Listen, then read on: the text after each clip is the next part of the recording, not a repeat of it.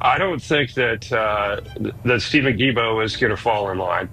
I think he needs to fall out of caucus, frankly. But use your head.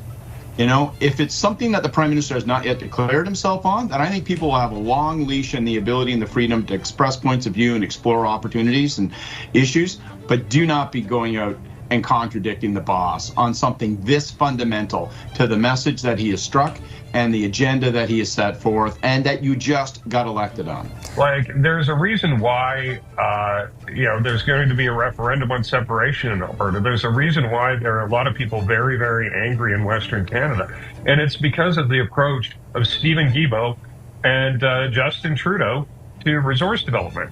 And Mark Carney is supposed to be a break from that history and having a reset in those relationships. That's not going to happen as long as Stephen Guilbeault is running around running his mouth. Premier Smith is saying that you're anti-pipeline still. What do you say in response to her concerns just broadly about the cabinet? And how do you deal with national unity? How do you address that right now?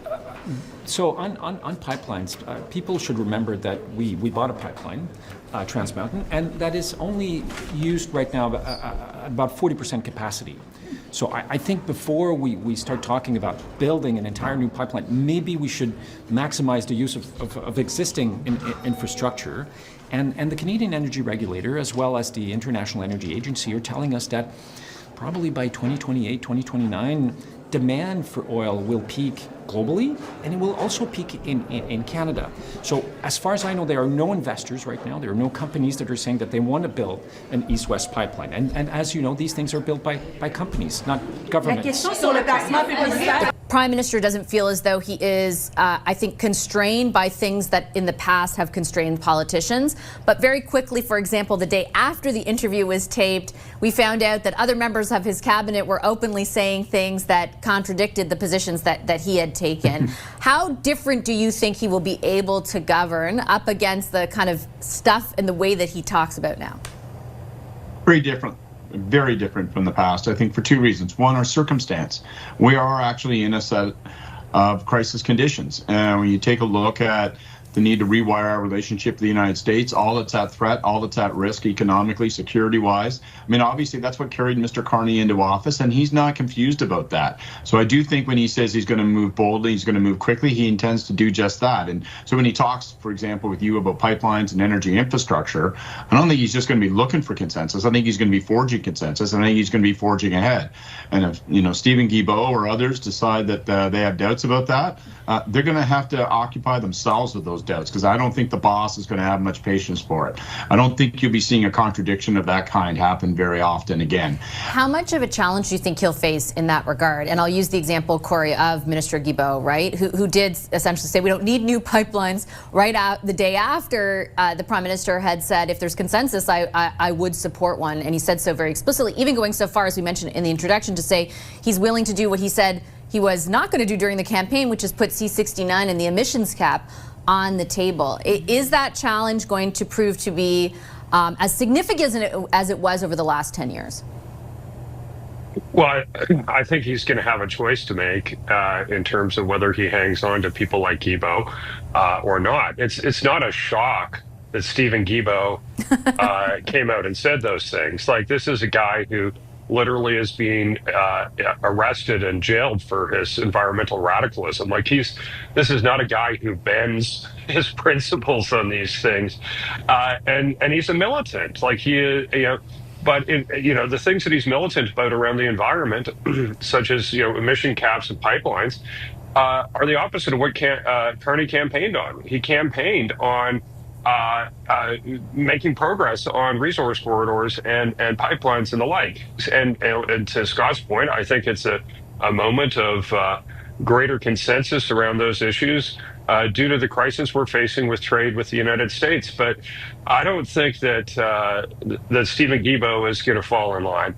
I think he needs to fall out of caucus, frankly. Like, there is a real pressure on the Prime Minister to make good on the message he's selling, which is like, I and I alone can be change, and I can enact change quickly. Like, it isn't just a message of, over time, things are going to change for you guys. It's like, I'm going to transform this economy, and I'm going to do it quickly. It's a very big promise to make. No question about it. And I first of all, I think he sincerely believes that. I think he sincerely believes he's a mission-built prime minister, that he's here as a consequence of this moment that we find ourselves in. And yeah, I think he thinks, to be blunt, that he has the talent and the opportunity to do it. So, I'll just pick up on your question about Guilbeault and ministers speaking out. I think he's going to be a lot more tolerant about people, developing their own point of view, maybe expressing their own point of view. I think he'll allow, some independent poles of authority and strength appear in his cabinet, maybe in ways that we haven't seen for a number of years. But, and it's a big but, when the prime minister has spoken already, and he says, this is core to my agenda and I am moving, do not contradict him. And I don't think, like Corey, that Guilbeault is going to get kicked out of caucus or kicked from cabinet to the backbenches. But use your head. If it's something that the prime minister has not yet declared himself on, then I think people will have a long leash and the ability and the freedom to express points of view and explore opportunities and issues. But do not be going out and contradicting the boss on something this fundamental to the message that he has struck and the agenda that he has set forth and that you just got elected on. Interesting in the case of Guilbeault, Corey, because you can envision a scenario in which he very easily in this instance could have said, you know where I stand, right? So you're not compromising your own principles, which, as you point out, are what they are. But it's not my file anymore. I'm heading into cabinet. Like, you didn't have to stop and say all that you did. He didn't have to do any of that, except the guy is a radical, and I don't think he cares about team play. I've seen no evidence of team play from Stephen Guilbeault in his entire political career. But I told, maybe he won't be thrown out of caucus. I agree with that. It's an overstatement on my part. But I think he should be thrown out of cabinet, because the whole point of cabinet is, that there is a boss, there is a message, there is, election campaign platform, and the people who are given the most power to implement that platform are in cabinet. And if you are an outlier, if you don't like what the party ran on, or you have a problem communicating and falling in line, you should not be in cabinet. And I think those are absolute rules in every government I've ever seen. And I think he's going to have to fall in or fall out. But he's playing with a lot more than Mark Carney's political popularity and campaign promises. He's playing with the future of the country. Like, there's a reason why, there's going to be a referendum on separation in Alberta. There's a reason why there are a lot of people very, very angry in Western Canada. And it's because of the approach of Stephen Guilbeault and Justin Trudeau to resource development. And Mark Carney is supposed to be a break from that history and having a reset in those relationships. That's not going to happen as long as Stephen Guilbeault is running around running his mouth.